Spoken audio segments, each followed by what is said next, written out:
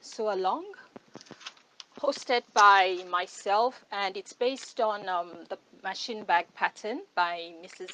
H. If you don't already have it, please get your pattern from the website. Hello. I hope I've been able to go live this time because it just kicked me out. Okay.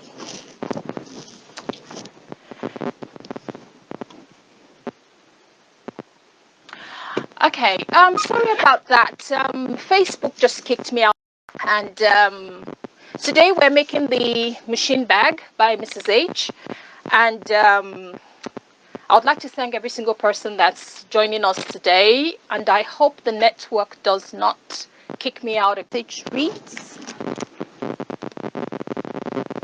oh, hello, I'm back. Yes, the internet was being funny for a few minutes, I think, but I think we're back now.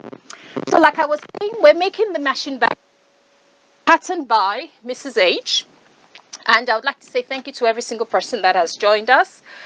And thank you to Mrs. H for making this possible as well and for facilitating this event as well. So I stopped at saying we're going to put the patterns together, and if you don't like printing out paper as like I do, you can just print out pages 11 to 13, which are the main pieces, and all the others you can rotary cut. So which is what I'm going to do today.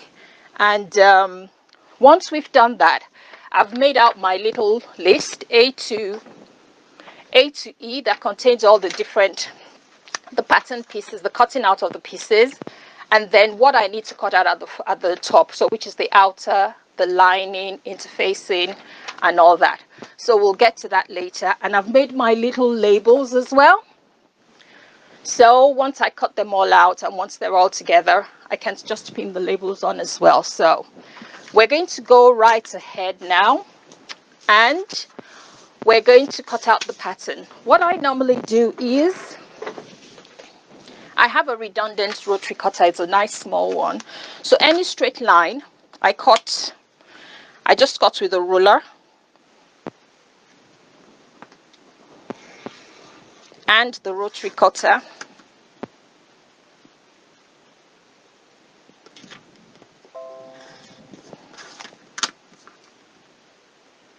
I just find it a lot easier doing it this way. And anything that's curved, I use a pair of scissors to do that because I've not yet learned how to cut with a rotary cutter around curves. Though I know it's possible, but so that's piece A done. And then we go on to the next piece. So as you can see, this one has the dotted line and it's got the solid line. Make sure you cut on the dotted line and not the solid one.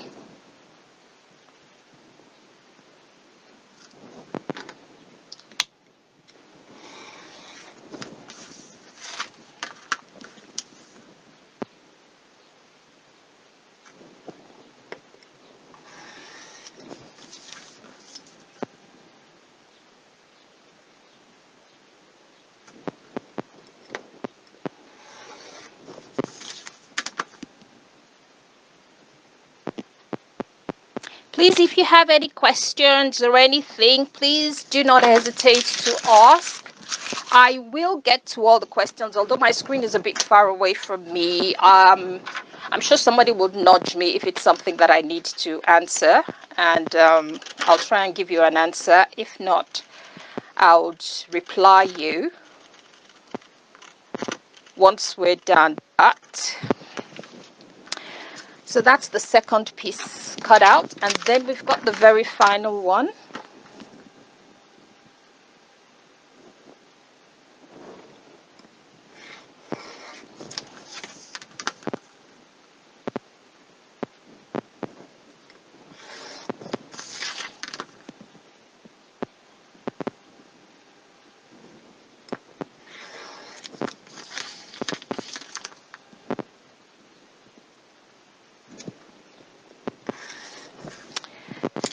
So those are all the pieces cut.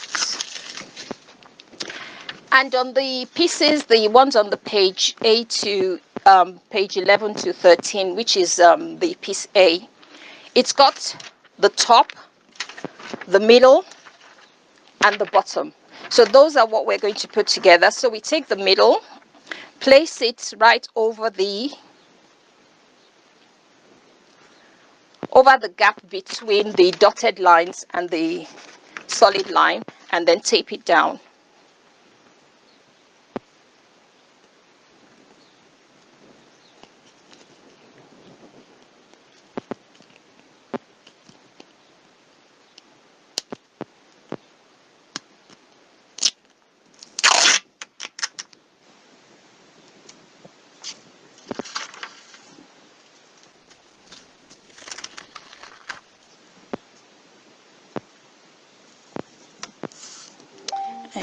Okay.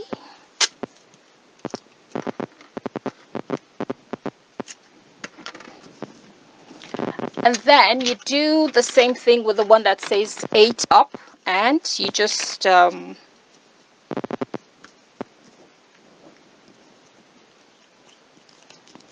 it again. Sorry, I enjoy doing this. I don't know why, but I keep losing. Actually, I can make life easier for myself and just use this one.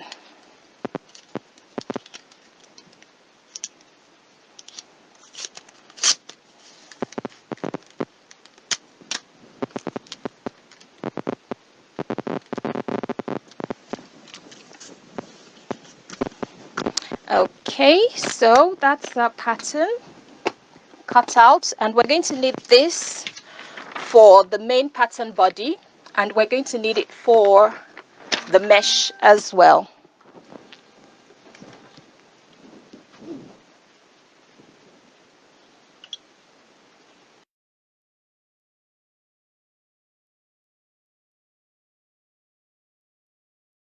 Figure out what everybody's saying.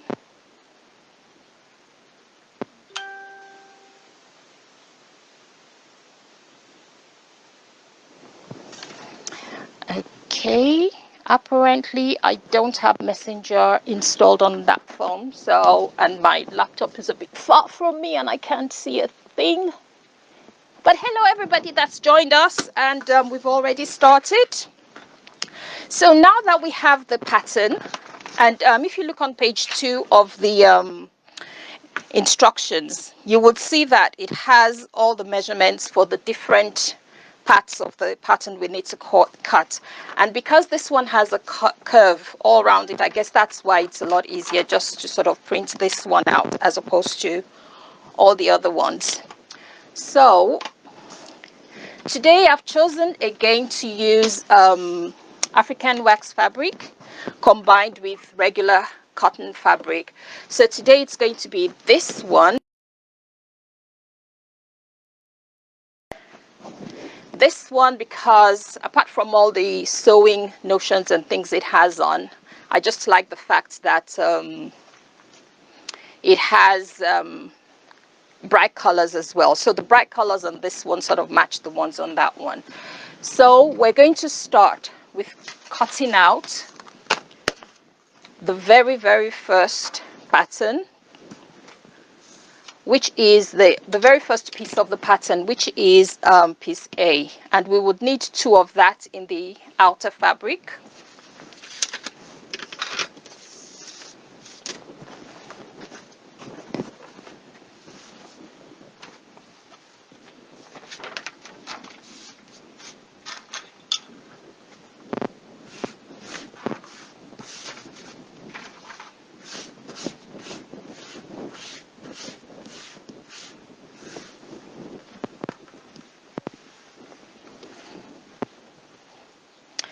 So to do that, not sure if you remember in the last sew along we had, I mentioned that I like doing things the easy way.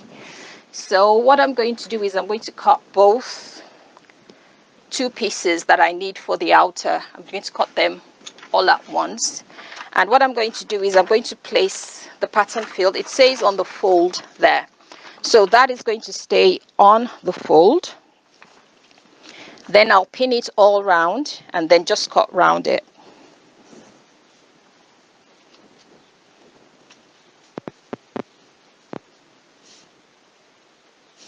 Actually, just a second. So that would give me one, yeah.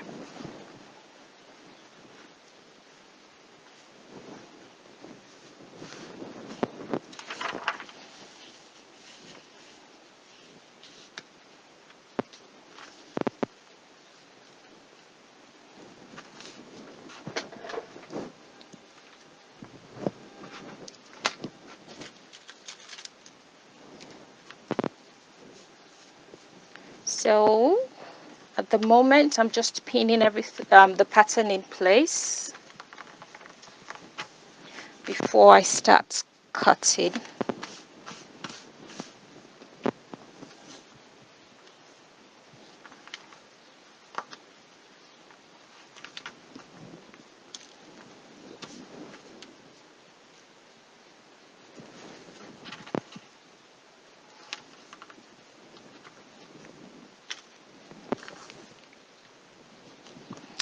Okay. So once that has been done, all I need to do is just cut all the way, well, yeah, round that way. And I always use a ruler, steel straight ruler, if I can get to it.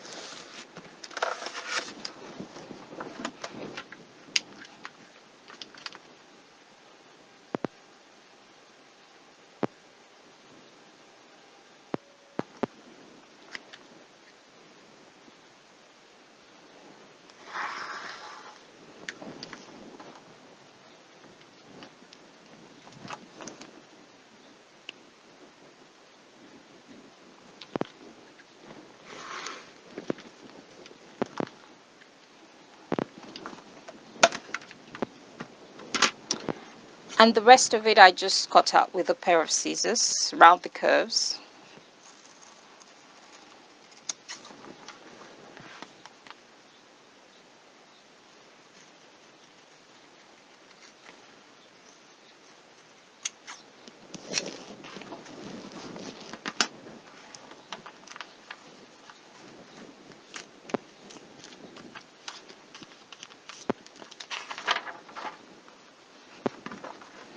So all I have to do is just snip that in the middle, and that would give me my the which I needed just two of. So that's that, and I will cut that.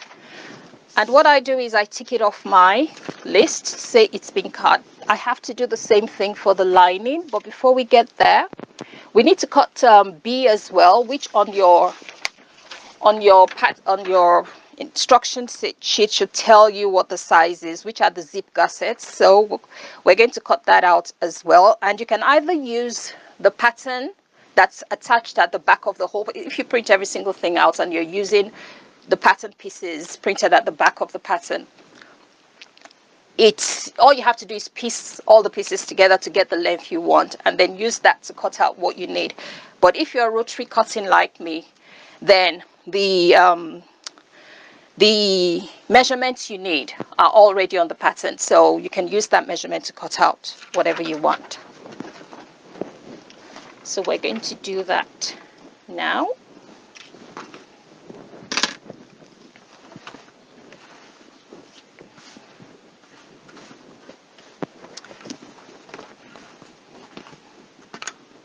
And for that,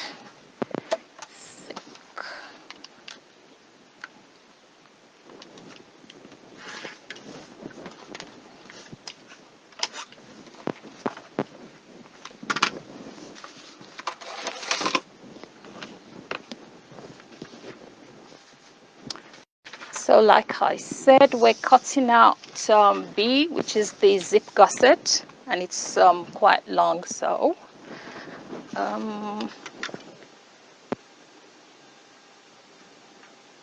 first I'm going to straighten my fabric.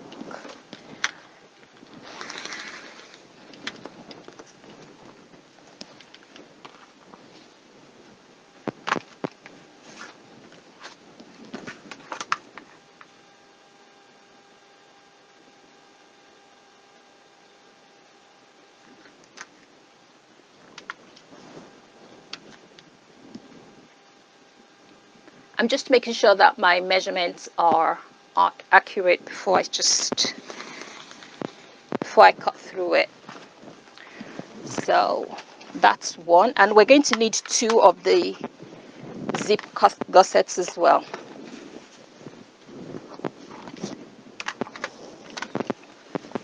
So that's 1. Because of the length, that's definitely a 1. And then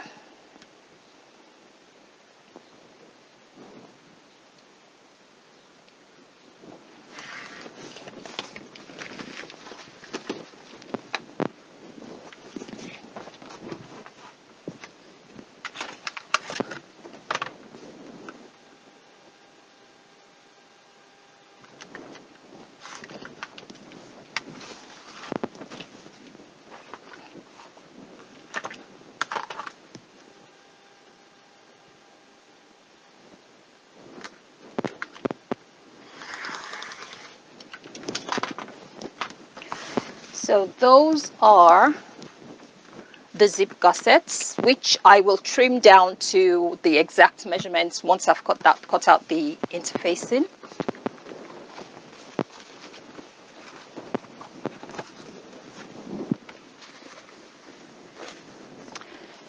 And then I tick that off on my. Then the next one is the C, which is the base gusset, and it does say in the pattern to use faux leather, which well, I haven't actually used leather on my machine, faux or otherwise, so I'm going to stick with the regular fabric, and I'm going to use Decoville as the stabilizer on there, so that should give it like the same effect. But please go ahead and cut out the C, the base gusset, in faux leather if you have faux leather, and if you're confident using faux leather as well. So that's going to be.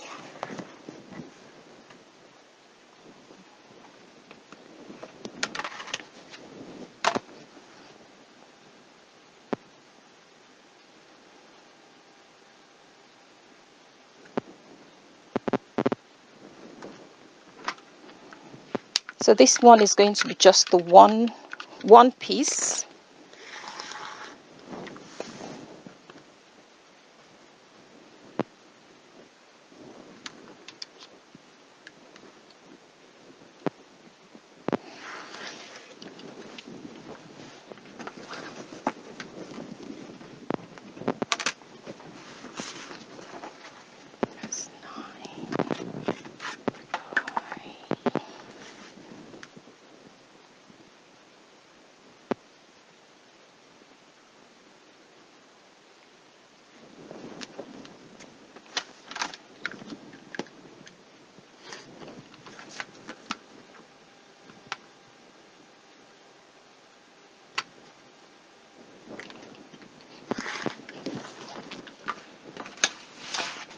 So that's one of those. And that's it done for all the outers. So all the outer pieces have now been cut. This is one of the patterns that I've made of Mrs. H's that I don't have to count all of the alphabets to get it done. So in my opinion, hopefully it should all go nice and fast. Once we start sewing though, because this is the part that takes the longest bit, preparing, getting every single thing ready. So the next thing we're going to go on to is the lining. And with the lining is the lining fabric we need to cut 2 of those. And with this one as well. Let's stand it this way.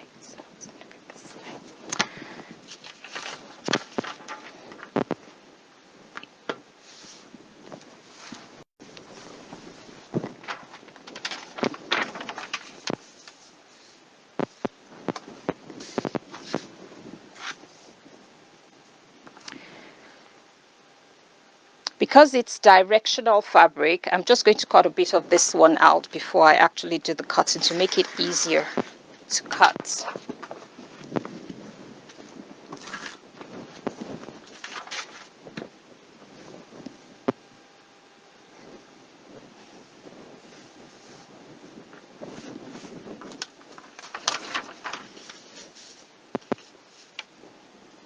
And just like the other one, I place the fold line on the fold, pin it all together, pin it in place, and then snip all across it. And once I've done this, I'm going to just take a minute to move closer to my laptop so I can see some of the messages, because right now it's just so tiny and I can't really see much.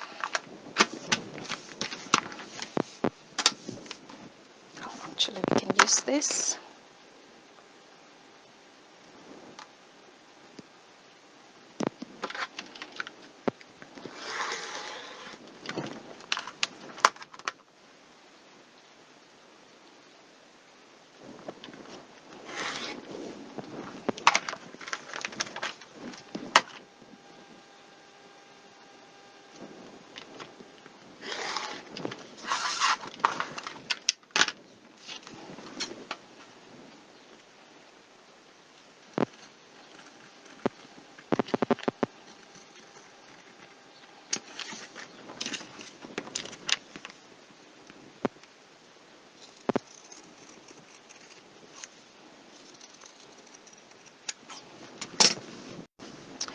So that's the lining fabric cut times 2.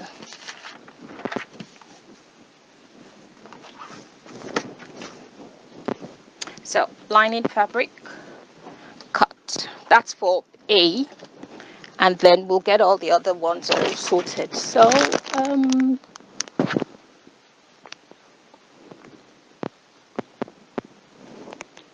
okay, I'm just trying to read through. Hi Catherine, hi Joy, hi everybody that's online and that I cannot see your messages. Okay, hi Jill, hi Helen.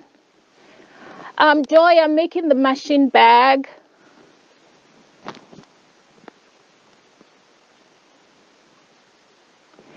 Thank you. You love the colors of my fabric. Thank you very much. Okay, thank you. So I'm just going to go back and continue cutting out the other bits and pieces of the lining fabric.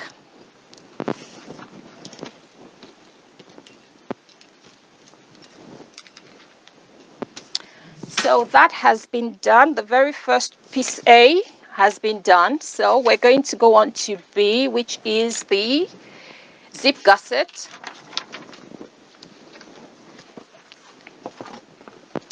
And this one is a bit, yeah, it's going to go this way as well, so that's fine.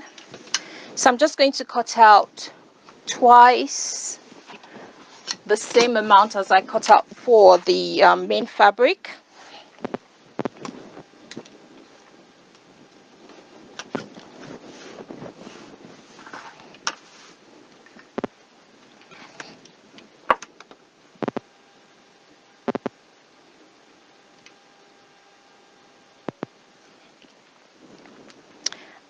Okay, so that's one. And with the main fabric, I'm going to trim it down to the exact size once all the interfacing has been cut and once everything has been cut.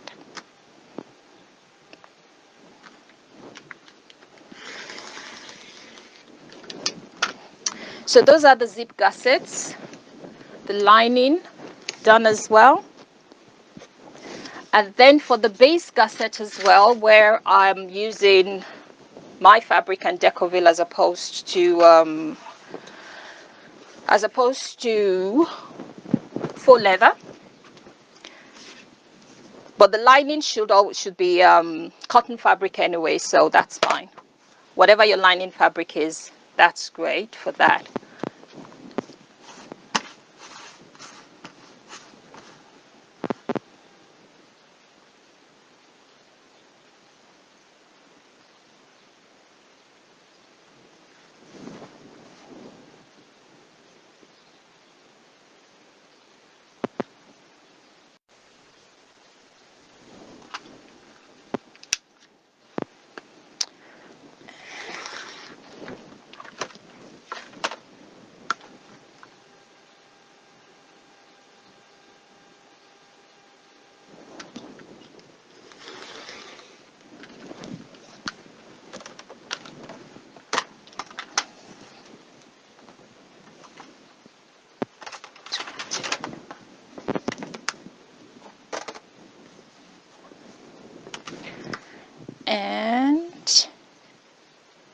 the full length and a bit.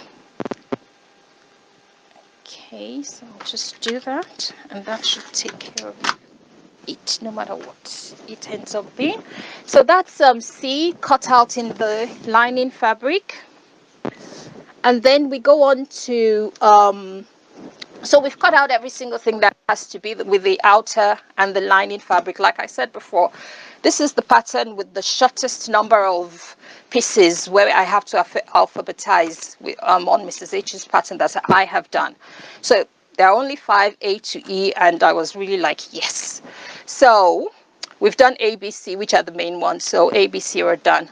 So now we're going to go to the interfacing. We're done with the fabrics completely now.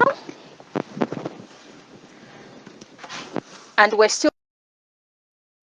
for the mesh later. So now we're going to start with the interfacing, and we're going to need, but don't worry, I think I have a whole roll hiding somewhere there in the corner, so we're fine. So with the interfacing, we need the very main panels of the machine bag. We need 4 of those, so 2 for the lining and 2 for the main fabric. So we have to cut out those ones as well.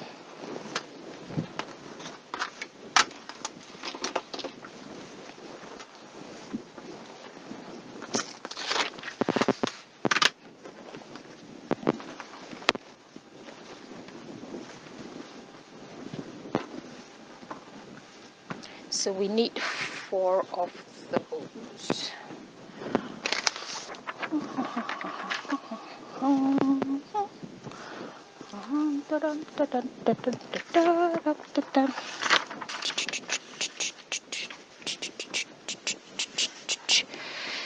Okay, to save time, and because I can be a lazy bagger at times, I'm just going to fold my interfacing in half lengthwise and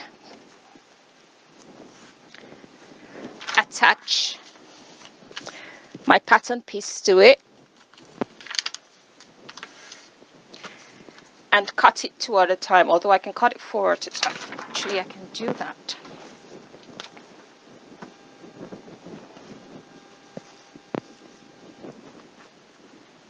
So then I cut all 4 at the same time instead of having to do it 1 at a time. But please go ahead and use whatever method works for you. I just sort of, I don't know if it's because of my quilting background, but I just whack every single thing on top of each other and I just cut them, and it seems to fall into place. I don't know how, but it just seems to.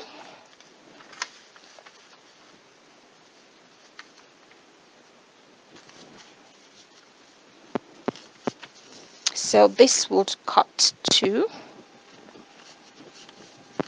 and then I would cut another 2.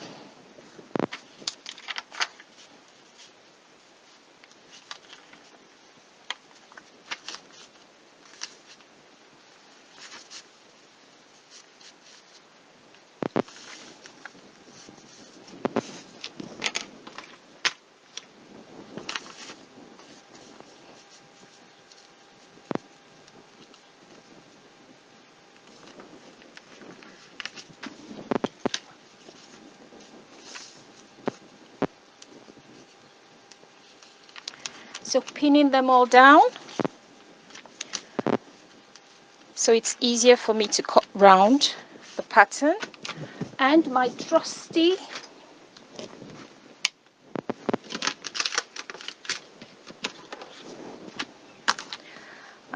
rotary cutter for cutting straight lines, or well, paper mainly anyway. So just place my ruler on and cut.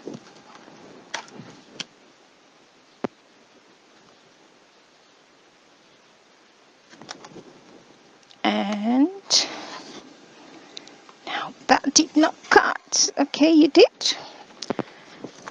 And the rest of it I finish off with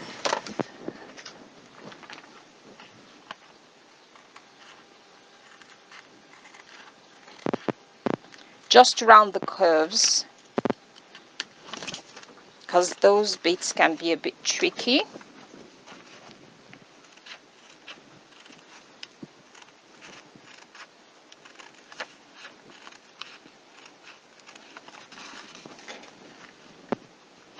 And I'll just snip down the middle there to separate them when I'm ready to move on. So that's 2. So that's 1 and 2. And then I need another 2.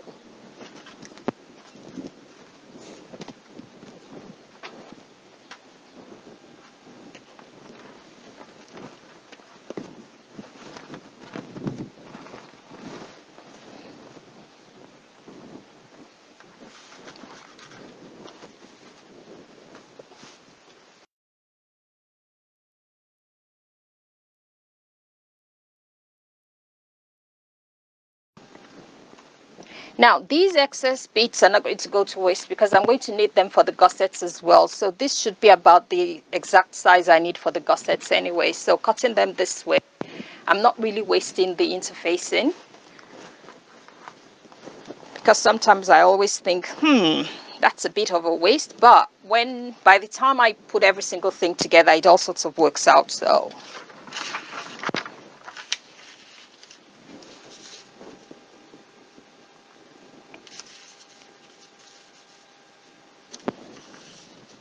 I'm not sure how many of you were with me when I did the book bag last month. That was the first time I actually did a bag with a gusset, because I've always run away from them. I just have never thought I would enjoy making one. But here I am making 2 on the trot, so there must be something to it.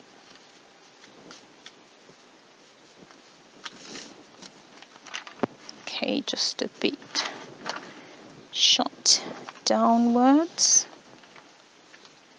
And voila. C'est fait. Okay, so we pin down again and we cut.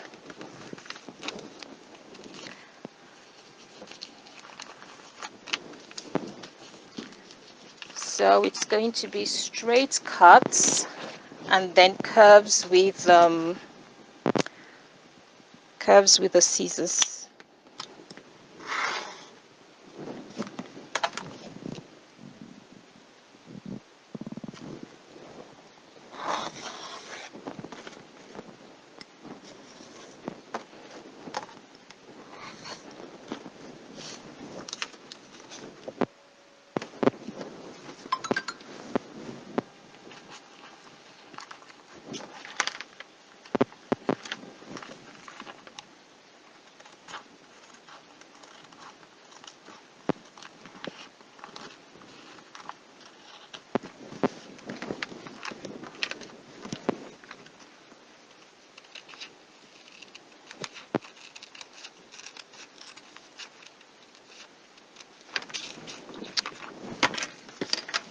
Pencil, actually could have gone there. So I have my 4 interfacing all cut out and ticked off on my list.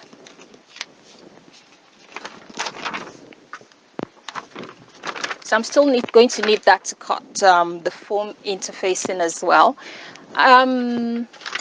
It says heavy stabilizer on the pattern, but please feel free to use a foam stabilizer if that's what you've got. It will equally work very well. And then we need 4.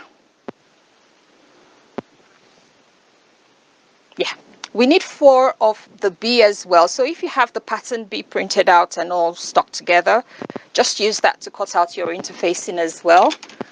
But because I just cut based on the measurements, I'm just going to repeat that here.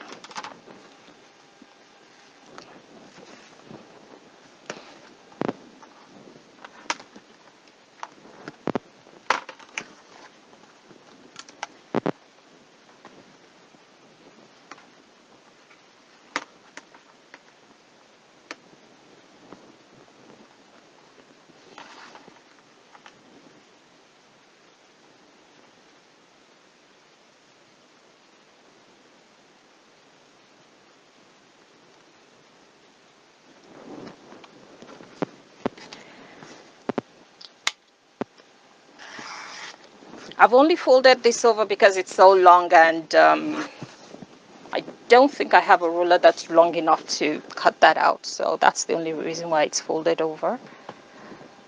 But I have an idea of what the length is now, and then I just trim it down to whatever it's meant to be. All my interfaces, any interfacing I need to cut out, I make sure I cut it to the exact pattern, to whatever it says exactly on the pattern, because it does make it easier once you iron it onto the fabric.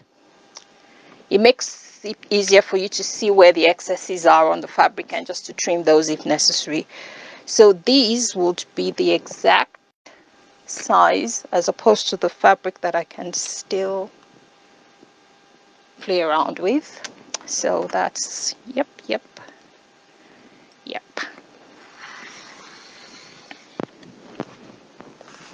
So that's one.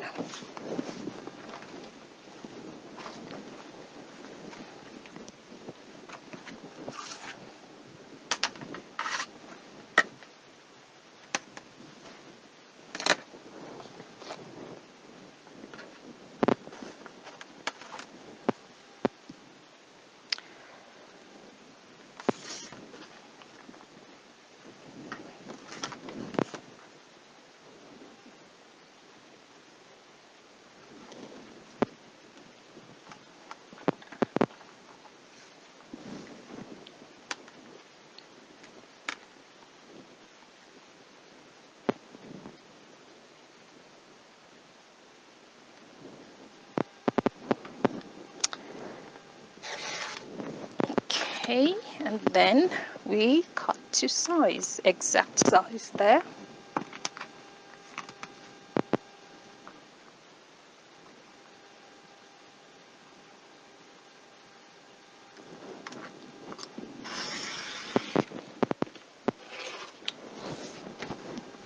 So that's two, and another 1, 2, 3, 4, 2 to go.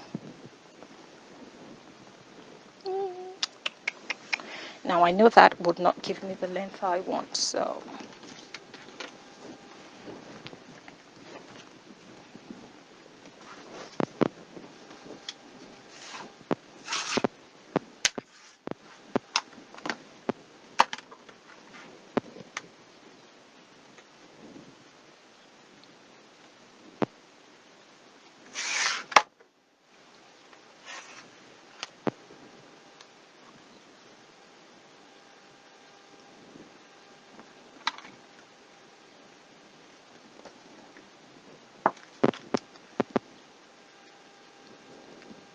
and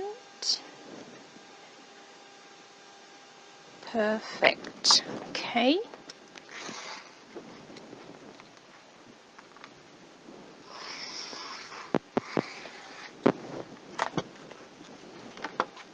Stay.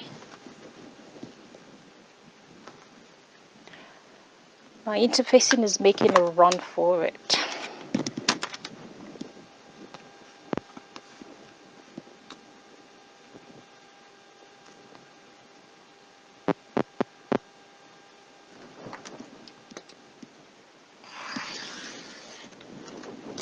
So that's 3, and then the very last one on this side. And you see that takes care of the bits where I left when I folded over, when cutting out the main pieces.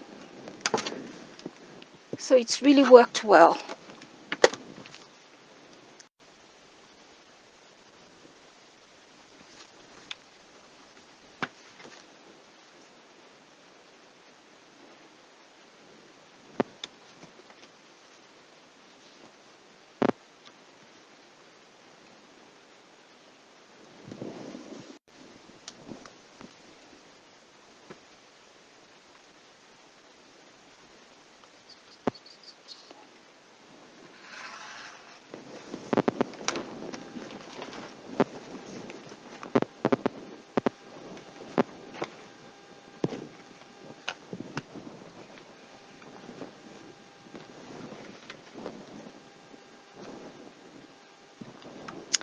And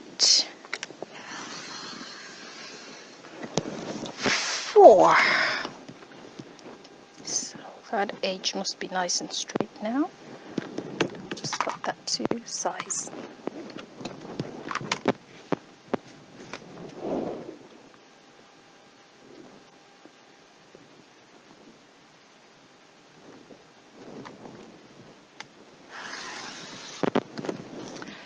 So those are the 4 pieces of interfacing I need for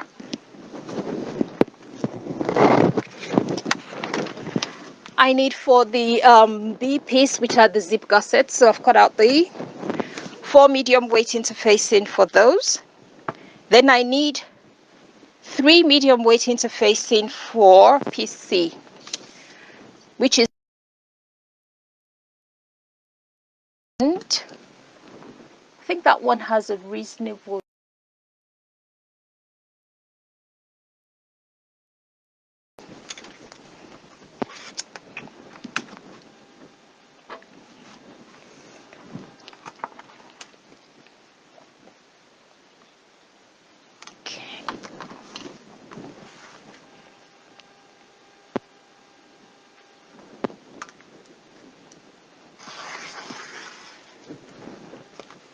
So like I said, all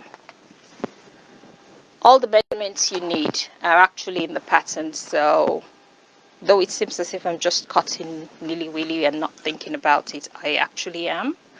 So make sure you cut every single thing to whatever it says on.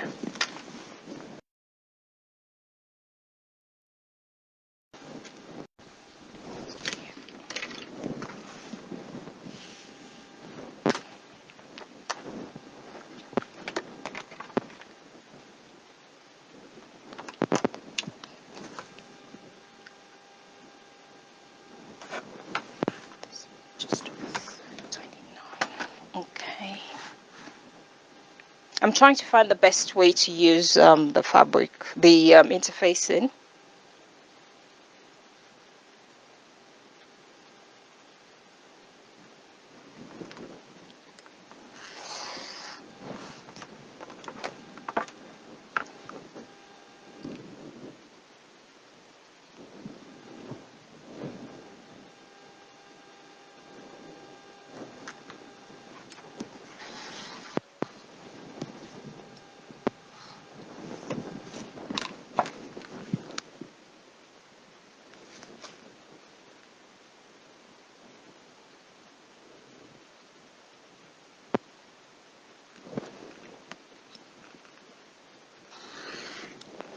So that's the first one cut, and it's not such a big piece, but well, it's just a bit awkward to cut because there's no ruler. I don't have a ruler that is actually exactly that measurement, but we'll work through it.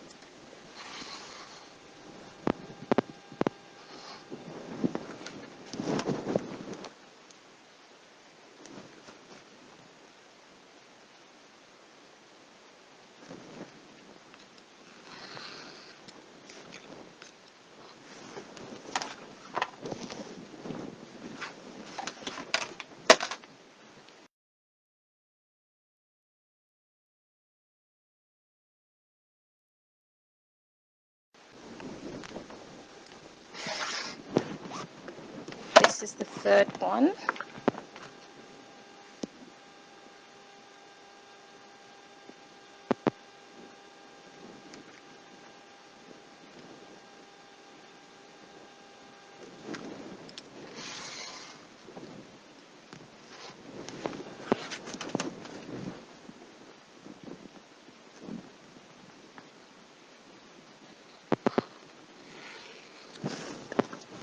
Okay, so the 3 interfacing for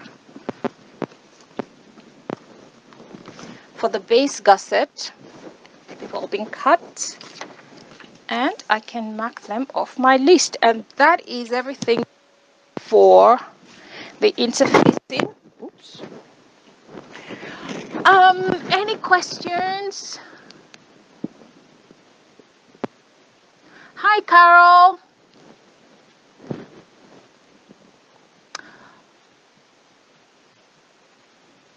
Hi, Judith. I wish you a safe journey. Does anybody have any questions so far? Because like I said, I'm a bit far from my screen, so I have to keep nipping back to the computer to sort of figure out what's going on. But if not, I will just continue cutting, and I shall see you again in a mo when we take a short break, just for me to come and say hello to everybody again.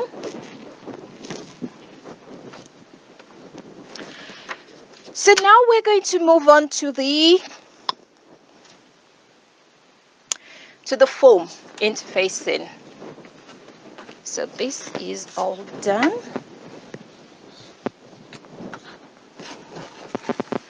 And with the foam interfacing for the pattern piece A, we're going to need 2 of those. And for pattern piece B, which are the zip gussets, we're going to need 2 as well. Yeah, because the pattern piece B is quite a long one, yeah, we're going to need quite a bit of those. And then we're going to need for pattern piece D. Yes, we're going to need, well, it's actually for C, but we cut it as a separate piece for D because the measurements are slightly different. So, foam.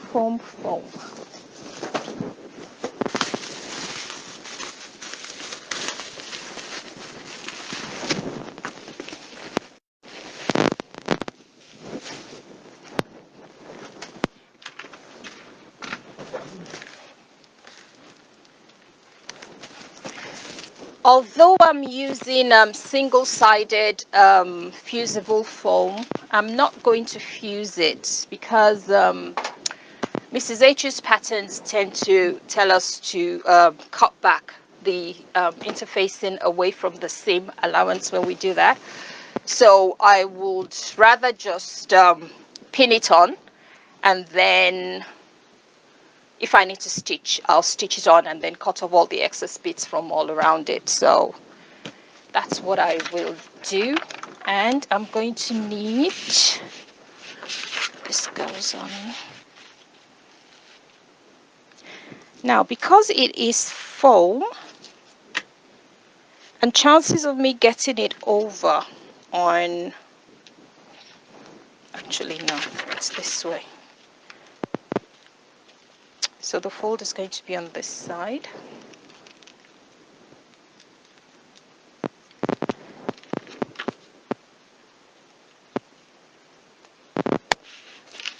Chances of me being able to sort of fold this, the foam interfacing over, is going to be very slim. So I'm just going to go by marking the foam itself and then cutting round it.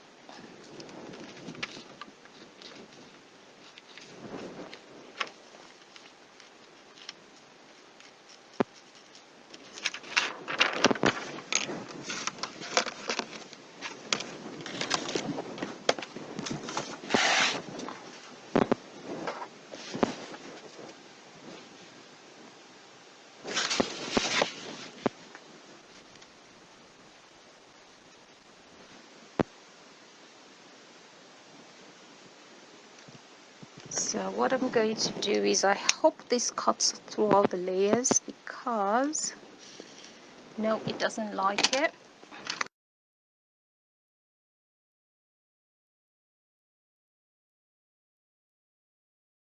The blade at some point.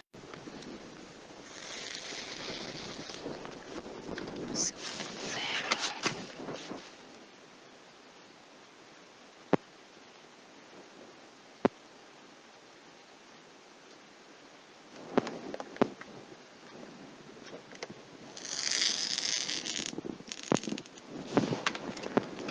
even if you don't get the foam perfect, as in if it's just a few sort of maybe about a quarter of an inch or something short. That should be fine, because remember, we're still going to trim it away from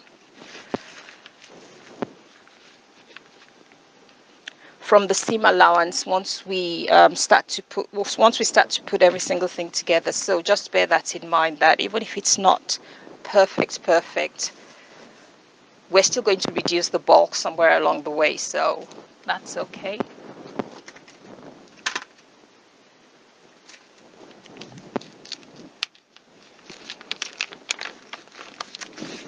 And I'm only pinning this so I can get the corners, but technically I should not need to.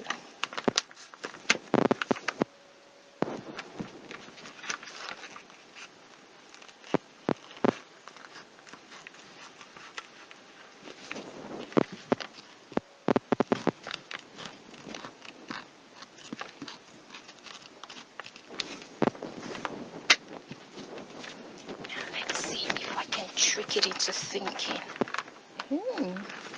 It actually works, so if you want to, you might, yeah.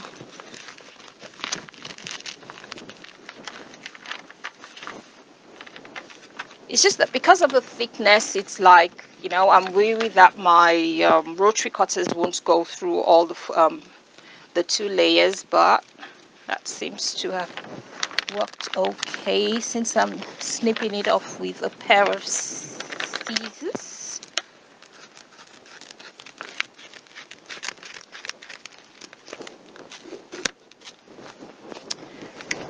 And that is cut.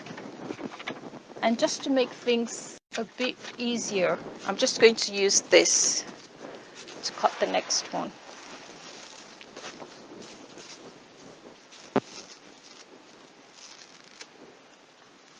And like I said, anything that's excess or anything that's sort of protruding out of the main fabric, once it's placed on, I will just that off with I'll just trim that off when I get to that stage. So right now that should be fine.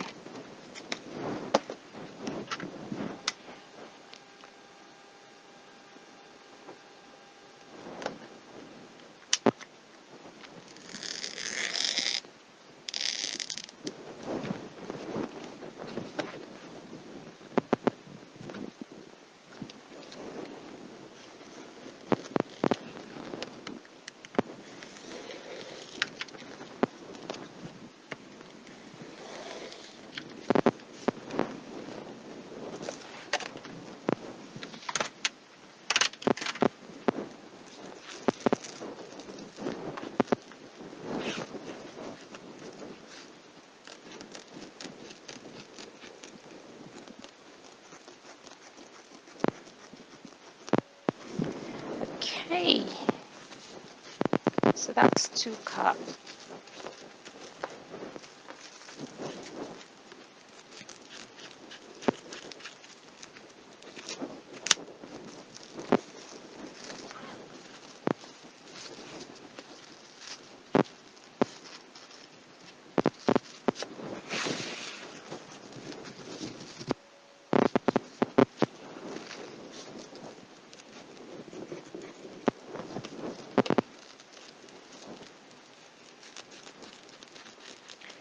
So that's 2 form interfacing for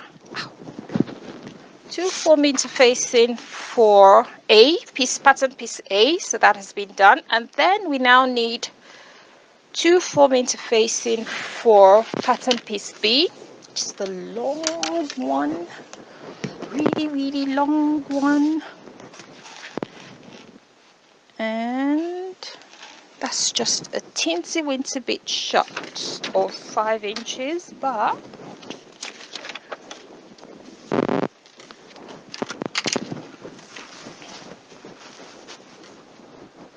this I would have to do the proper way, and I'll just mark it down, and I only need 2 of those, so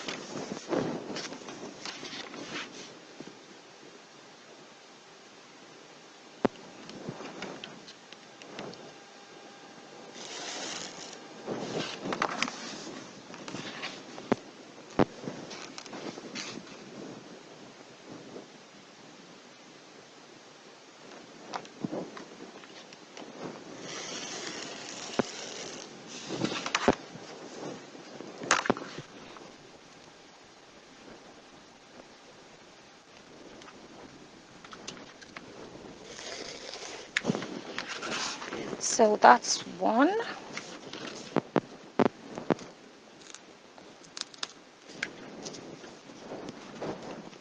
And I'll trim that down because I know I have some excess at the end of it. But and that's two.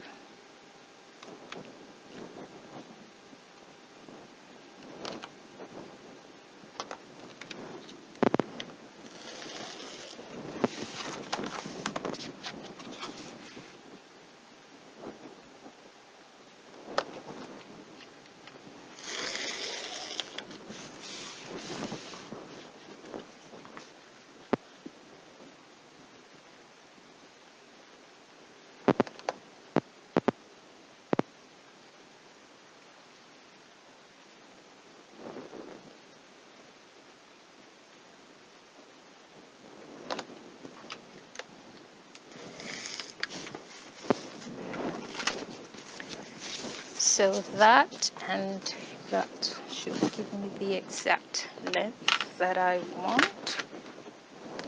Should be right about there.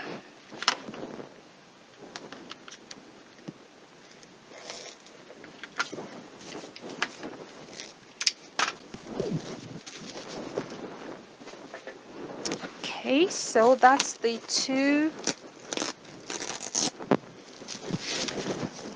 That's the two foam interfacing for the zip gussets. Then the last one we're going to cut is the ones for the base gusset as well, which is slightly smaller than the C piece, so which is why it's being cut separately. It's not the same length as those ones. So if you're using the pattern piece for C, the base gusset stabilizer is smaller, which is why you have a different pattern for it. So I'll just cut that out as well.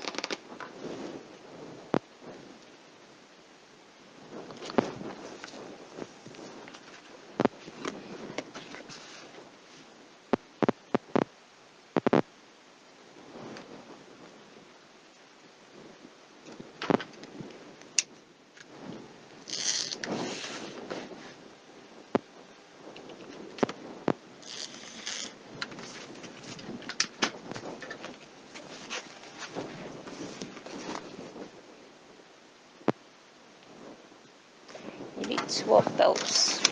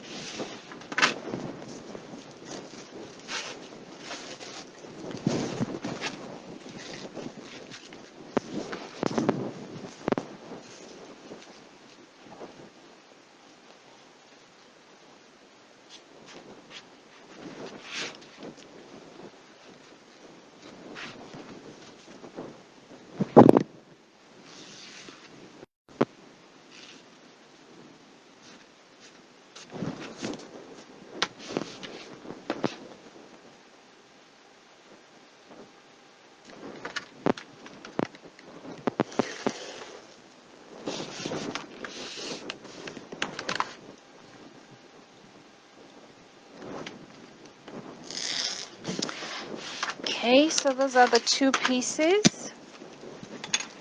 Cut, foam interfacing. Everything looks a right mess at that side, and it's like, I'm not even going there yet. Foam interfacing by two. Yes, and I did say I was going to use Decoville for the C. Instead of using faux leather, just faux leather, I was going to use regular fabric and then Decoville with it. So I have to cut out the Decoville I'm going to need. But if you've already cut out your faux leather or whatever you want to use for your base, then you don't have to follow this step. But because I'm using something slightly different, please go ahead and have a cup of tea, have a biscuit or something while I cut out just one.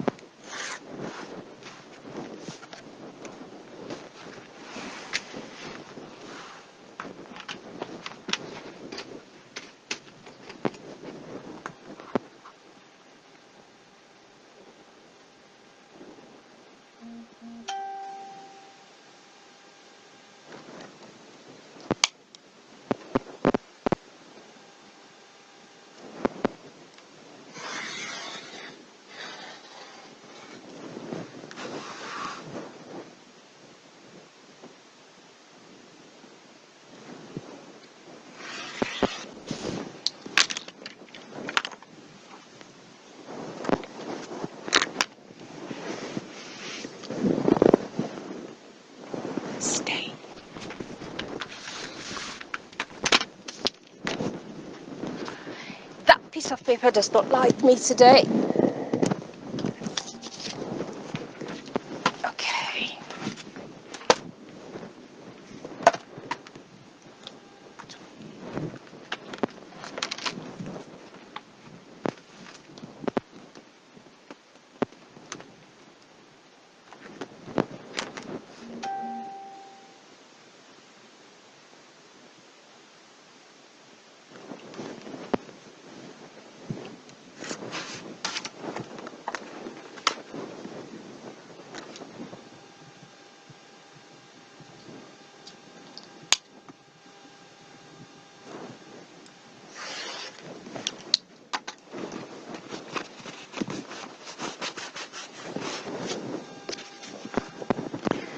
And I believe we are done with all the major cutting and everything.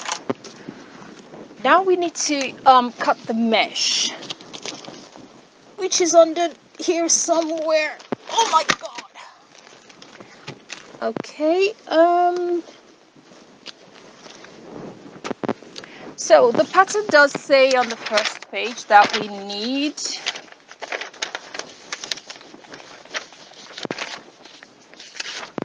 yep. So apart from fabric, the outer fabric, the lining fabric, foam stabilizer, faux leather for the base if you're using faux leather, we need and then the interfacing, we need cotton webbing for the bag handles, and zip up, zip, zip, zip, zip, zip, zip.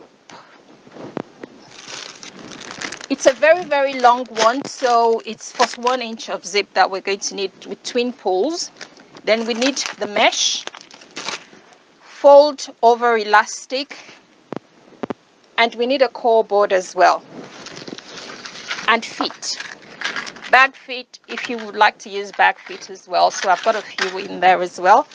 And that's the core board, which I just happened to find from when my son used to do some work in primary school. Though he's in secondary school now, well, almost uni. Hi Moira. Hi Dorothy Jane. Hi everybody. Does anybody have any questions as I move on to the next bit of what it's doing? And I'm close to my laptop so I can see all your questions. I'm half blind anyway, so but I'm trying. And by tomorrow I will have Messenger installed on my phone, so I'm going to be near it and easier to sort of communicate with you, because everything is now on my I know it is huge. I think it's 100 meters. So yes, it is massive. And I have a whole box full of the number 3s as well, but we won't go into that for now. So okay, if there are no questions, I'll just go back and carry on cutting out the bits and pieces, and then after that we'll go on to ironing and stuff. Iron the interfaces on and all. So the next bit we're going to do is, it took me a while to figure out what the length of the elastic was. I knew it was mentioned in the pattern piece, but I just thought it was going to be in the body of the pattern as well, but it wasn't, which is fine. But I sourced it out. So it's whatever it states on the very first page, which is 13.5 inches. That's what we're going to need. So bear that in mind if I forget and I don't mention it again. But the fold over elastic is going to be 13.5 inches. So I'm going to start off by cutting the mesh pocket, which is that one.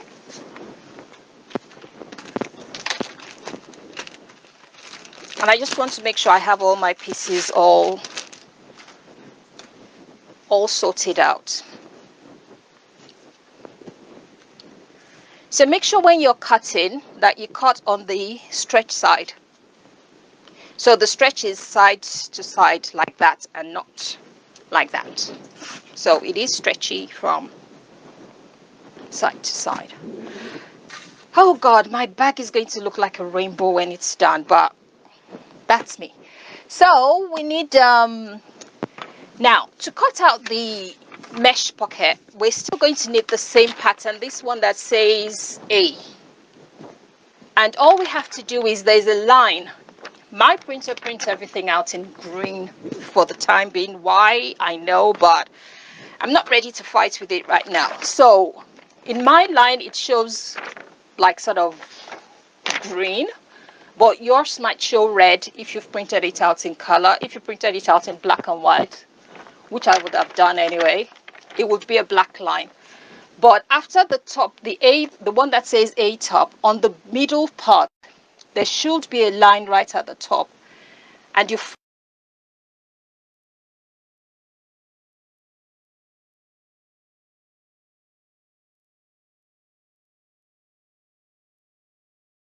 and remember, it's still going to be on the fold. So please don't forget that it's still going to be cut out on the fold. So just fold down the top bit so that the part that says A top, and part of the middle one that says A middle is folded backwards.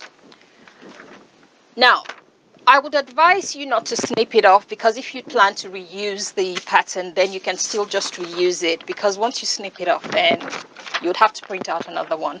I'm trying to save the trees. Not really, but it's a good excuse. So make sure it's on the fold. And that's the fold line there.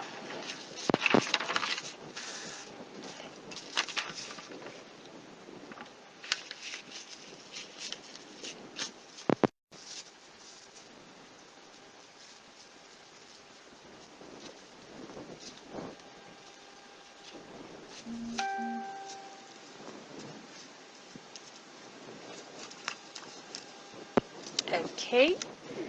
And if I can find my pins, I shall pin that down and probably use a pair of scissors. I'll see how it goes anyway once it's been pinned down. Looking good.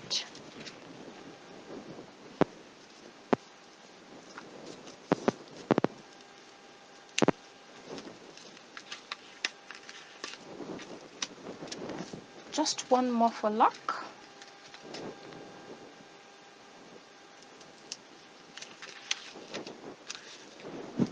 Okay. We can do this. Where's my trusty little inch ruler? So like all the other stuff I've cut so far, straight line, snip, snip.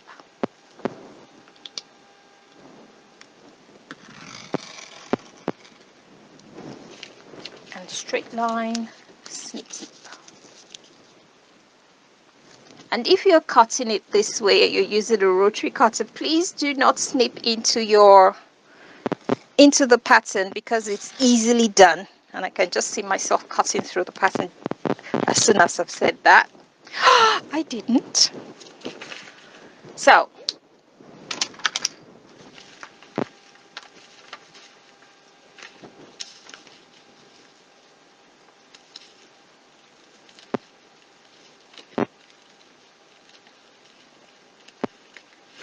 okie dokes. So we only need one mesh. And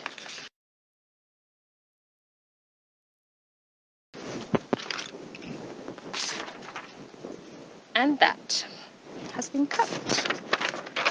So we should be done with that mesh.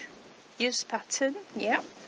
And then for the elastic, like I said, it says on the pattern how much of it we need. So I'm just going to cut that out. Where is my trusty old quilting ruler?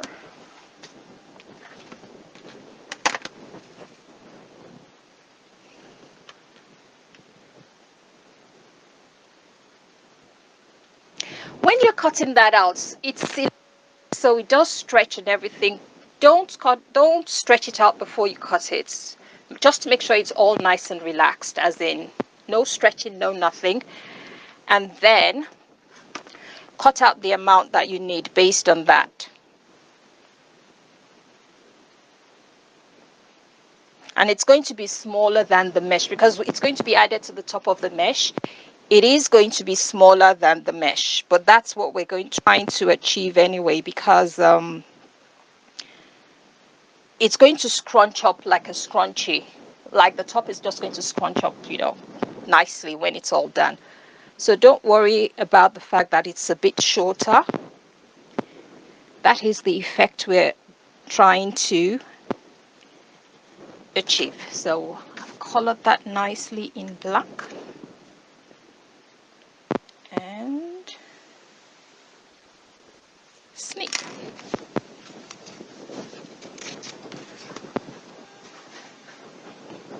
So that would end up going over that. You can see the difference, but it all works. Trust me, I've read through and I know it works. So we've done the elastic as well. I just want to make sure that every single thing has been cut out. And yes, and then the zipper, it says on there as well. It's not on my list, that's why I didn't remember it, but the zipper, it says 41, no,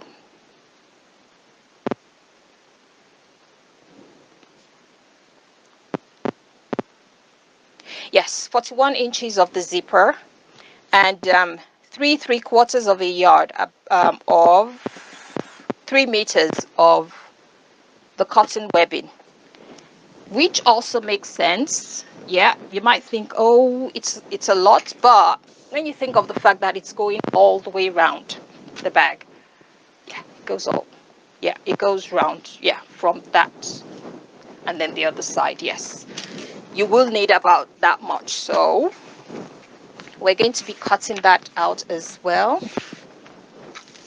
And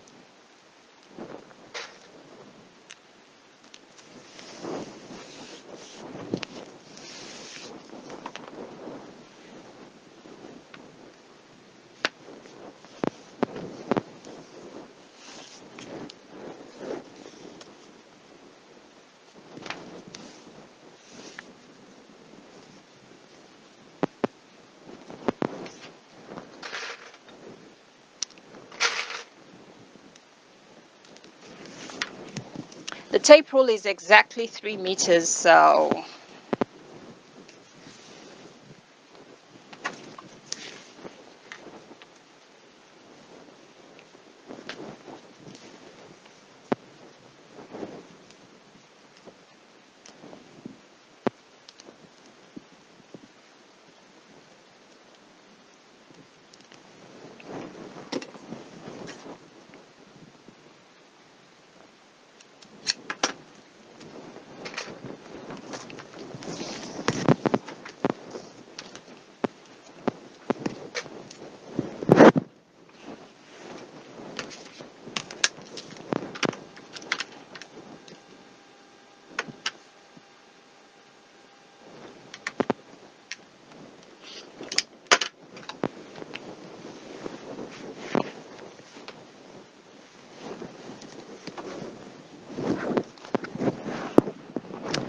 okay. So those are the, well, that's the bag handle, which is going to be sort of like separated into two. And then we need to cut out the zipper, which is 41 inches.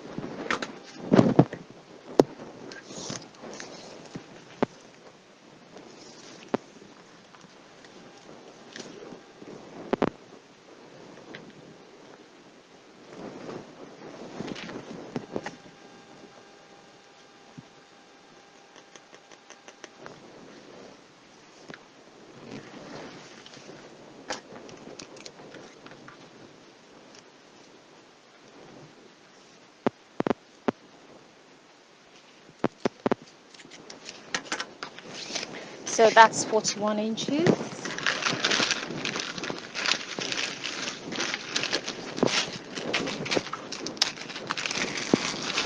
And double zip holes.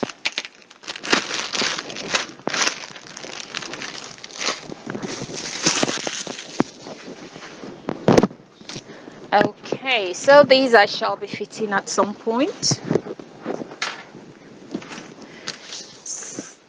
And then the core board, the foam core board, it says to cut 16 and a half by 7¾ Oh, don't lose that.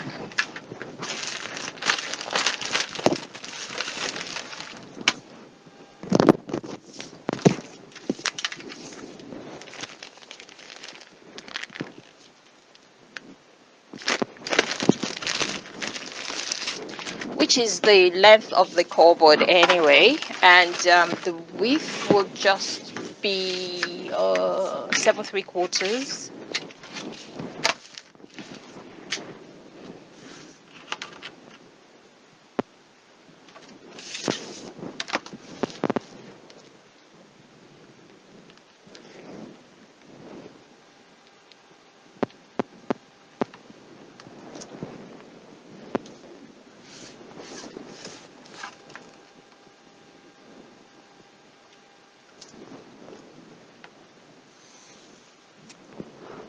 Now I know I have crafting knife somewhere, but I really can't figure out exactly where it is right now, so I would have to cut it twice, but it will do.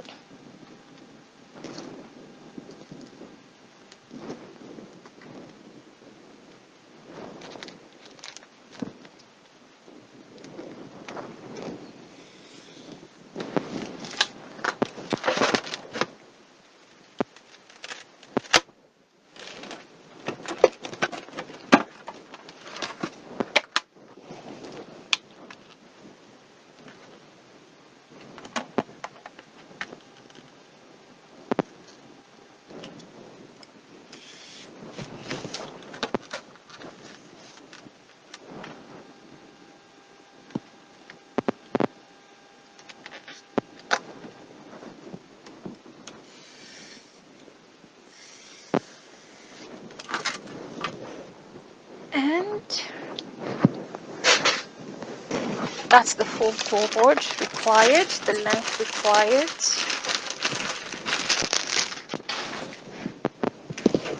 And that should be all our pieces.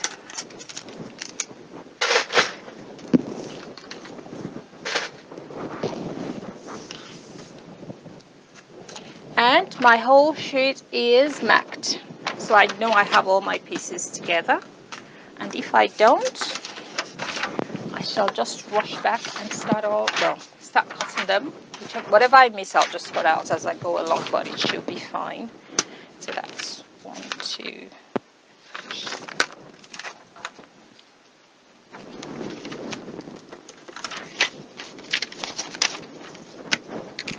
Okay, so we have that. We have the foam stabilizer. We have the mesh pocket. You go in like here. And the elastic that goes with it. Then we've got the foam, the base, should be actually two of those.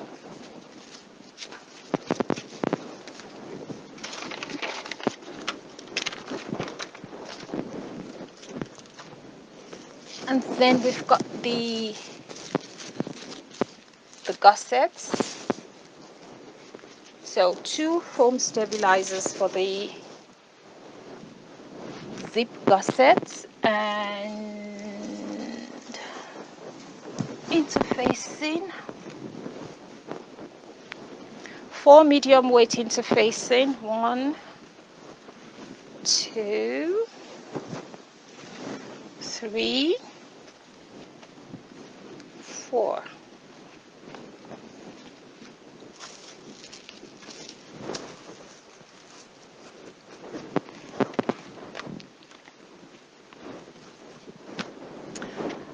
Then 2 foam interfacing for the main panels A.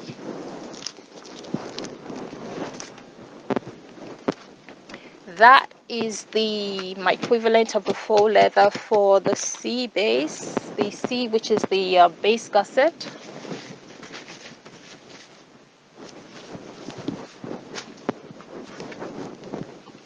That's the bag handle.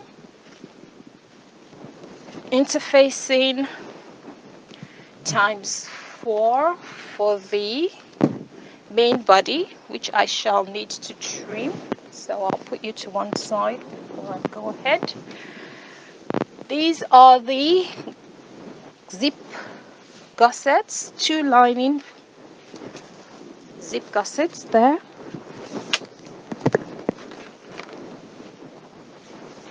Now this is the base gusset, so all these go together as well. Yep, and you have the foam to go with that as well.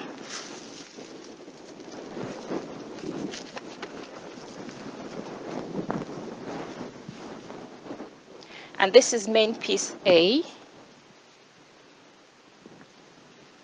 So 1, 2.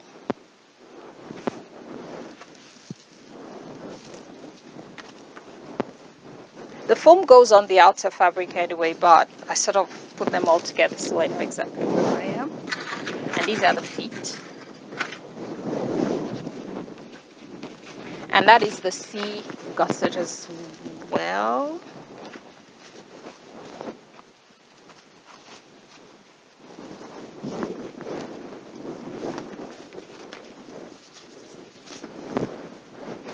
Stay. And that is the zipper gusset in the outer fabric.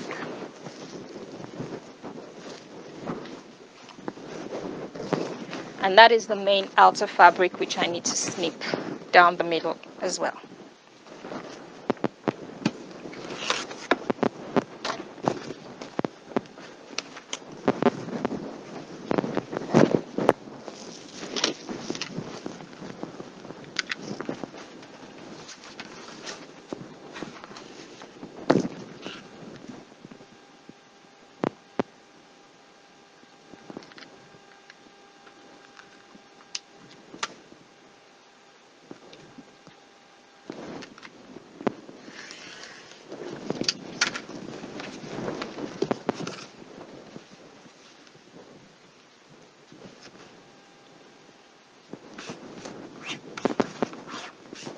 So the 2 outer fabric, lining times 2.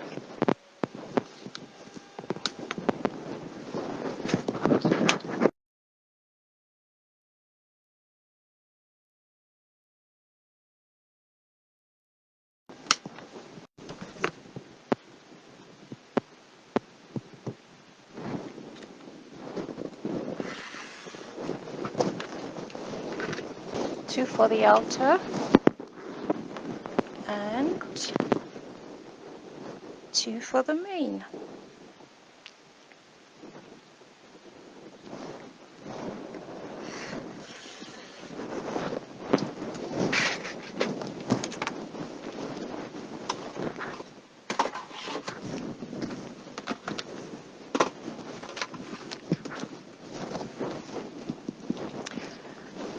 So those are all our pieces cut out and ready to go on the ironing board.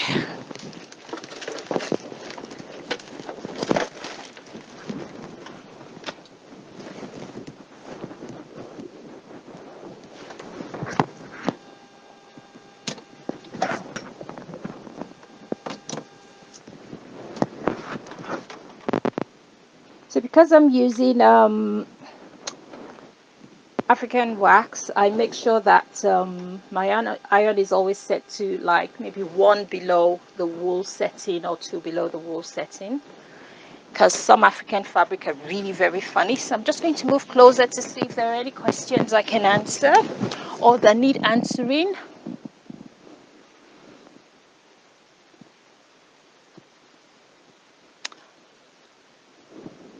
Okay.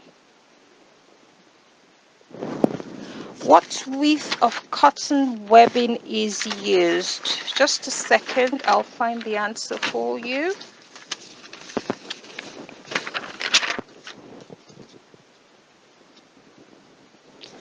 1.5 inches of okay, oh, somebody's answered you. Yep. And yeah, so that's it. So the next thing we're going to do now is we're just going to interface every single thing together, stick on all the labels to make sure they're all in place, and then tomorrow we're going to start sewing. Like I said, this is the most taxing part of anything I have to do, cutting and interfacing. But once it's been done, it's done, and then we can all have fun and just sew and sew and sew. So we'll just go over now and start interfacing every single thing together. And it does tell you what to interface to what and what to stick to what, so it's really very good. The pattern is really well written and easy to follow. So we're just going to start off. So it says fuse 1 of each medium weight interface into all the 4 outer panels. So these are my 4 interfacing, and we want to fuse that to the lining panels, to the outer panels and the lining panels. Now I have to figure out which is the right side and which is the wrong side. Okay, right side, wrong side. And I give it a little iron. Please remember, when you're applying your interfacing, all you're trying to do is just melt the glue so it sticks to the fabric. So you just need gentle heats to make the glue sort of melt.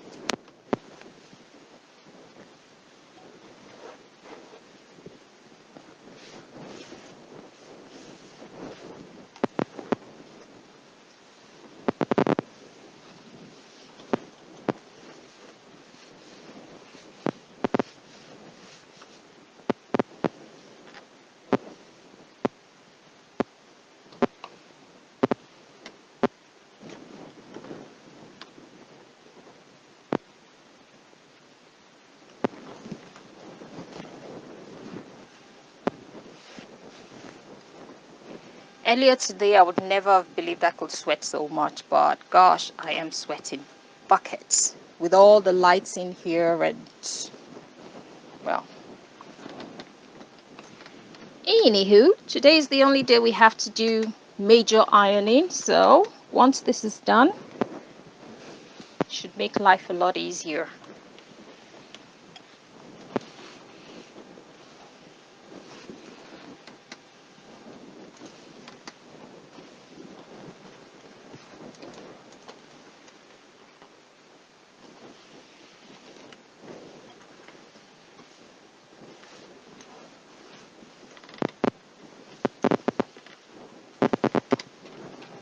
And remember, you've got your labels as well. So as you iron them and as you know, iron the interfaces on and make sure that they're all the length you want them to be or the sizes you want them to be, please make sure you add your labels on so that when we start sewing, it's going to be a lot easier to just pick up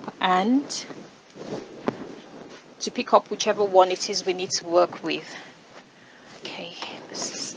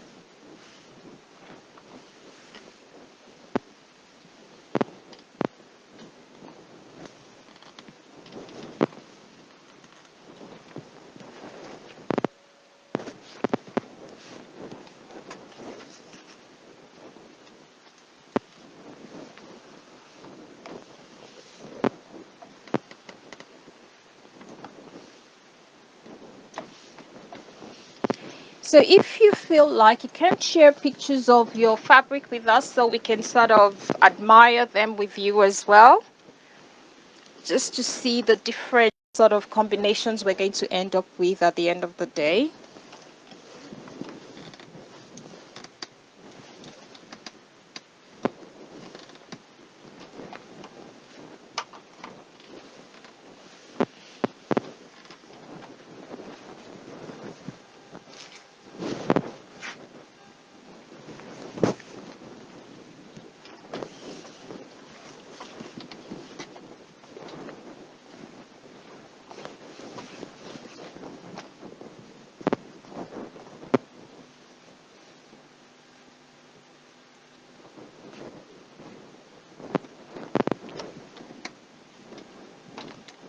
Funny enough, when I'm making a quilt, I don't really mind ironing. I don't know why, but ironing is like, yeah, no big deal. But when it's anything else, gosh, I don't enjoy it as much. Why? I don't know, but it's just part of what needs to be done. Oops.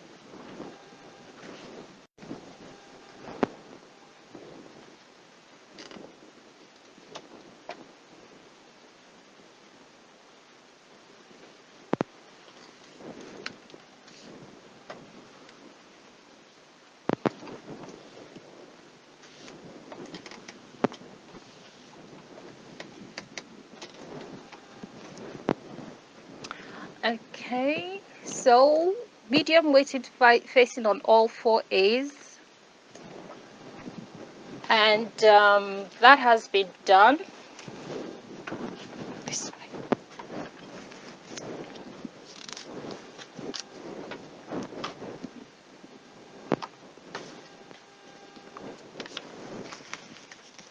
Actually,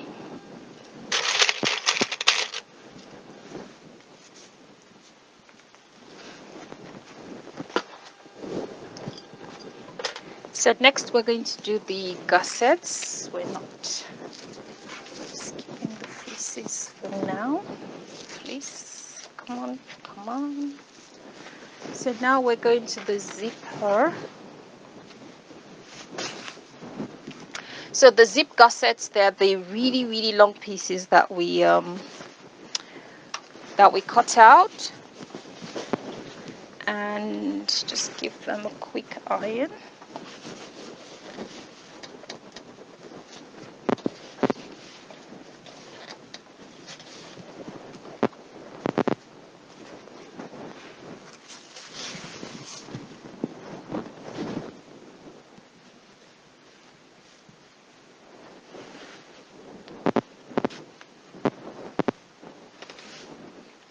And I know this part is really boring, just having to watch somebody press and iron. But like I said, it needs to be done.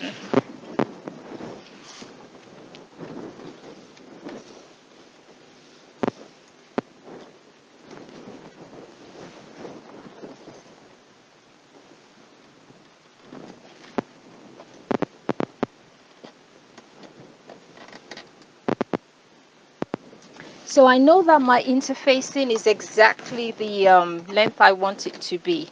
And I can see that my fabric has a bit of excess at the end. So I'm just going to trim those off, because I did know it was going to be slightly longer than the interfacing anyway. So I will trim those off at some point.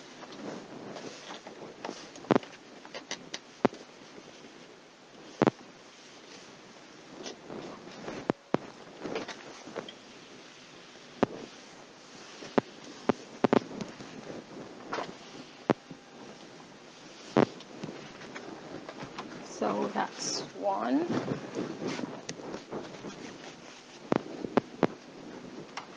This side.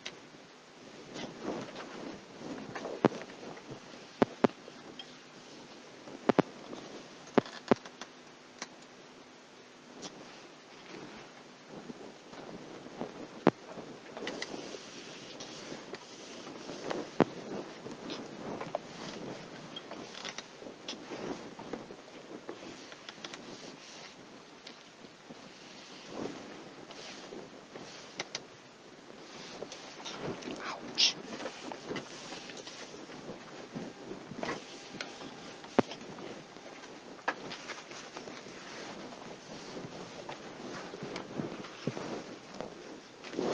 And then on the lining as well.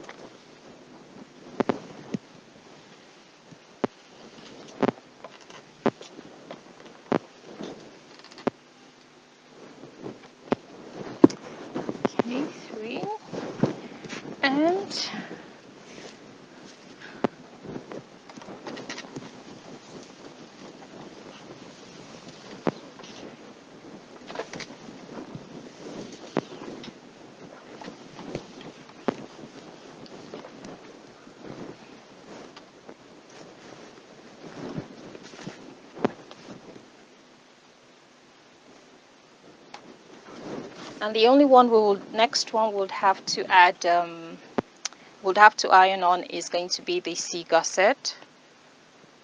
And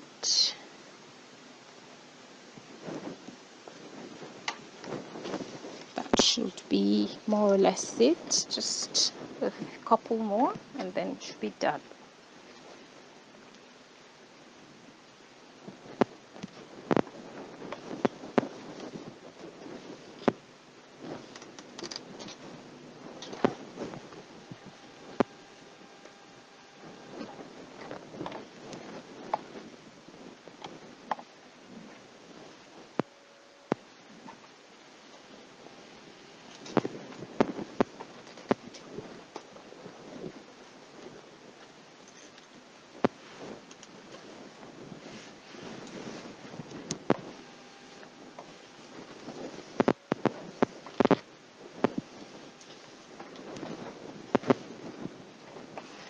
Okay, so that's B done. 1, 2, 3, 4, gusset B.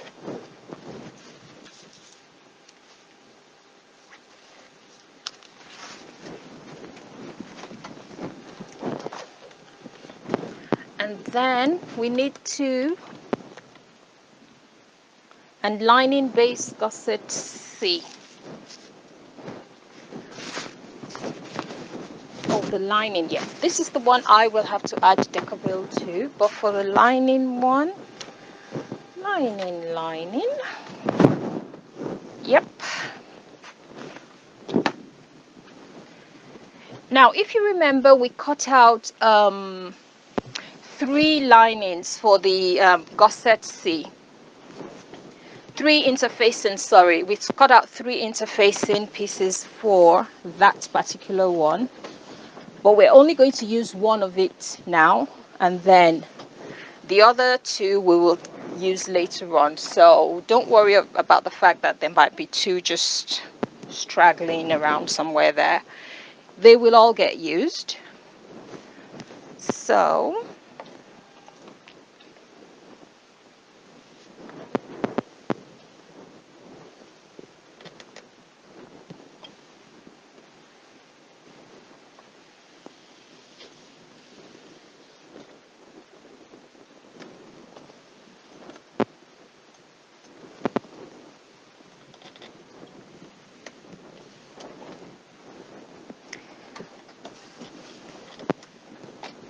that's C1.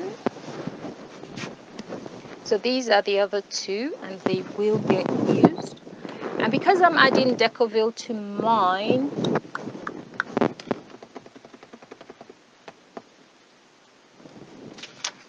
yeah, I would have to use one of them on the outer and then place the Decaville on.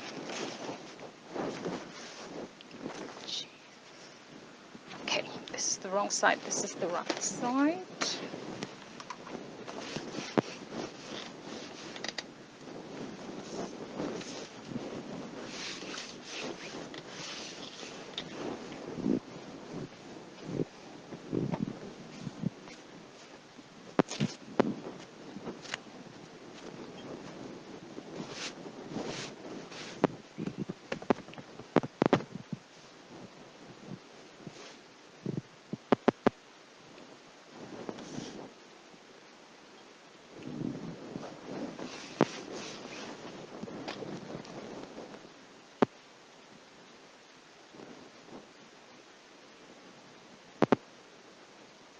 Okay, yeah. So this is where we're going to have to use the other 2 interfaces. So I'll just talk you through those because I'm going to do it slightly differently.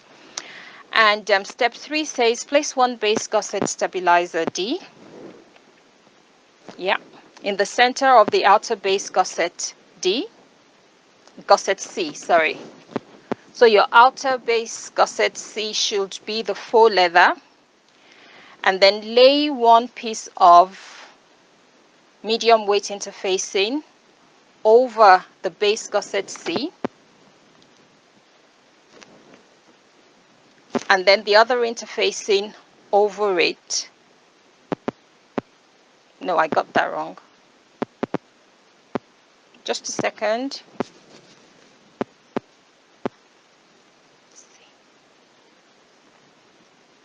Yeah. And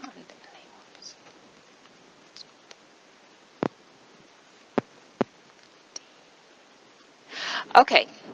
Because we're using leather, the leather thingy, you're using faux leather. So what we do is we put the foam stabilizer. If you're using the faux leather, place the foam stabilizer on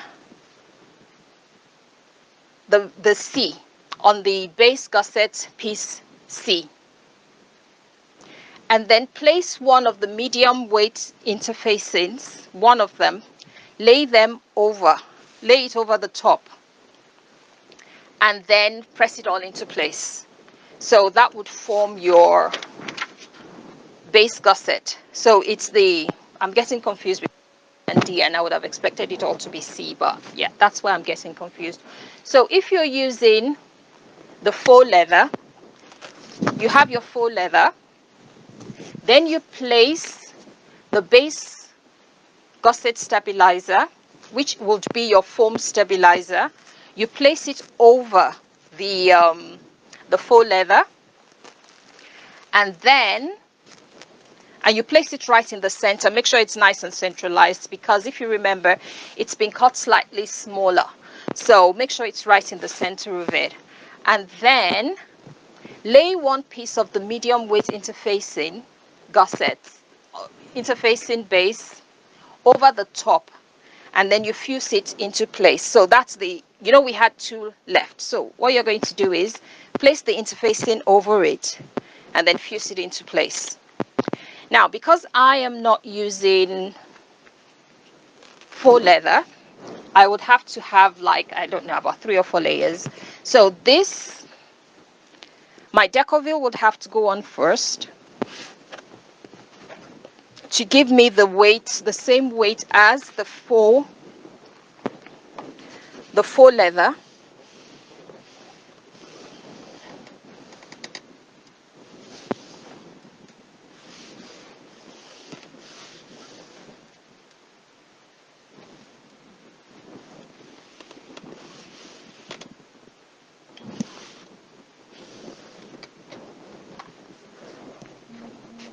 And then you place the foam interfacing right in the middle of it.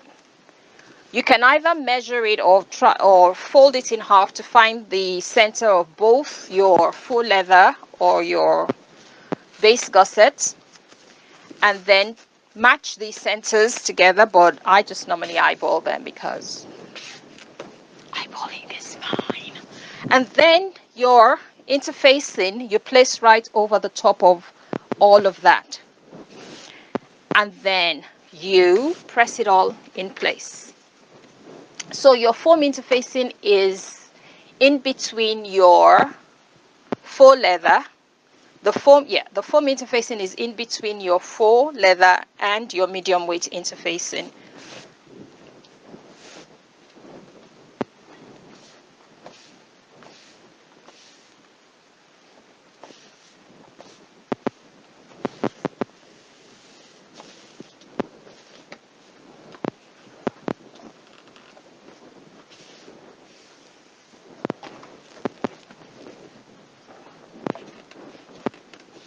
And if you think of it of the fact, like your machine, this is going to be the base of your machine, you would understand why it has, so much structure to it, and it's just not just a piece of fabric or just anything, because your machine would actually be it's going to be bearing the whole weight of your machine once it's placed into the bag. So that's why it's got all these extra layers all together. And then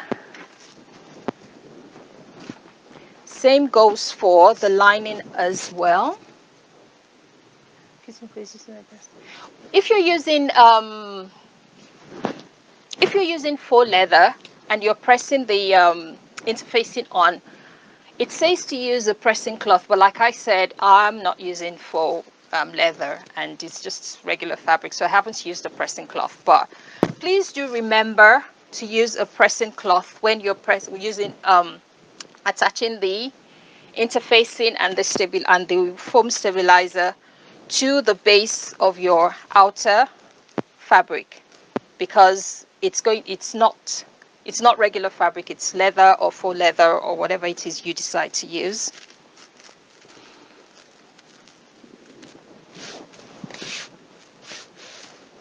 And we're just going to do the same thing with the lining gusset as well. And this one is, well, fabric, so a lot easier to work with.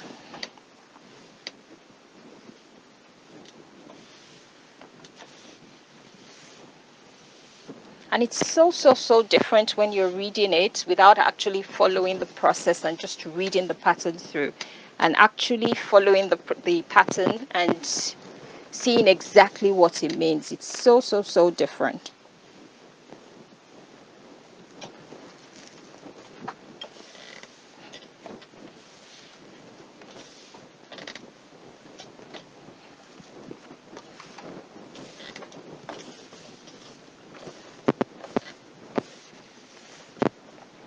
So that has been done. So that's the C gusset done.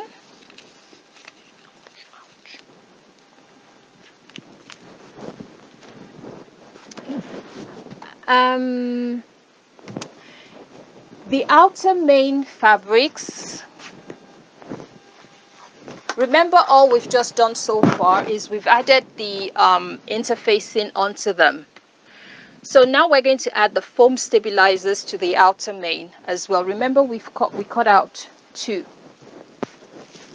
And to attach those, it's like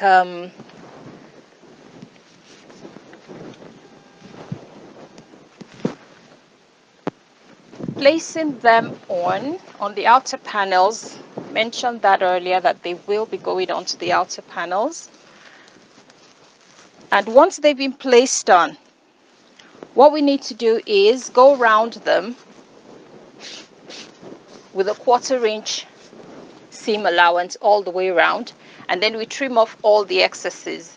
Now, because I wasn't planning on using the sewing machine today at all, it was just to cut out the pieces and iron all the interfacing on. We're going to skip that step for today, and once we bring out the sewing machine and start sewing tomorrow, it will be one of the first things we do.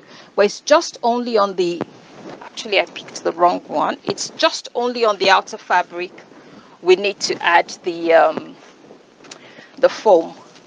So it goes on the outer fabric alone, and then we're going to sew around it with a 1/4 inch of a seam allowance. If you've got the time tonight and you do feel like doing that tonight, please go ahead, lay your foam interfacing on the wrong side of your outer fabric, the A panel, and 1/4 inch seam allowance all the way around it, and then trim back as much as you can away from the foam, away from the seam allowance, and do them on both of them. But when we do come back tomorrow, I will quickly run through that to get that done as well.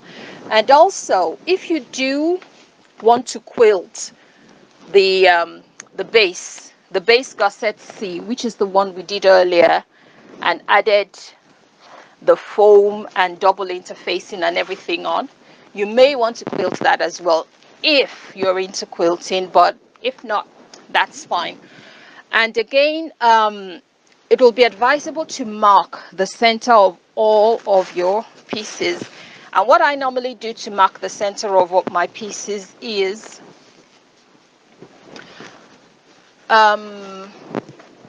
that works mainly for the zip gussets, and it's so It's so easy to do. All I do is, remember, I'm still going to trim off all the excess because it's got excess on either end of it. Now, why is my interfacing coming out? Stop that. So it's got excess at both ends, so I'm going to be sort of trimming those off as well. So all I'm going to do is find the center, fold it in half. So that should, yeah, that's half. And then snip off. Within the seam allowance, not a big massive snip, but just a tiny little notch, just to show where the center is.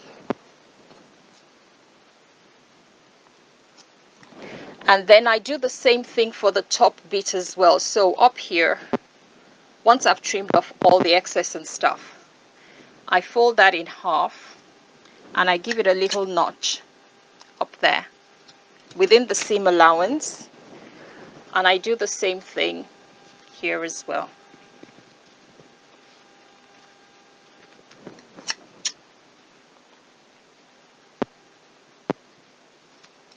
So we're going to do that for all the 4 zip gussets, the lining piece and the outer piece. And once all of that is done, that's where we're going to stop for today. So remember, if you want to carry on and sew your foam interfacing to your outer tonight, you can do that before we start tomorrow. And if you want to quilt your base, please feel free to do that as well. I'm not quilting the base because I'm not quilting the base.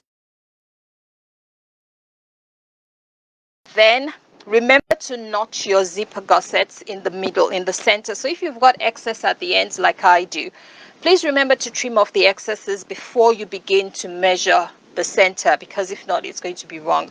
So I already put that into consideration before I notched, but please do that for all 4 of them. And tomorrow we're going to come back again at 5 o'clock to continue, and then we will have the sewing machine and we will have every other thing, and it should be so much fun.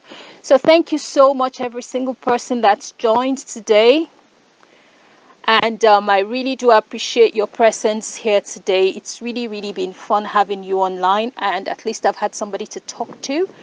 So if you have any questions, please don't hesitate to send messages in. If there's anything you want me to go over tomorrow, just send all your questions in or anything. And I will go through them before we actually start sewing tomorrow. So take care, everybody. Have a lovely evening. I'm sure somewhere in the States it's going to be early in the day. But thank you so much, every single person, and I do appreciate you all. Thanks, and see you tomorrow. Bye.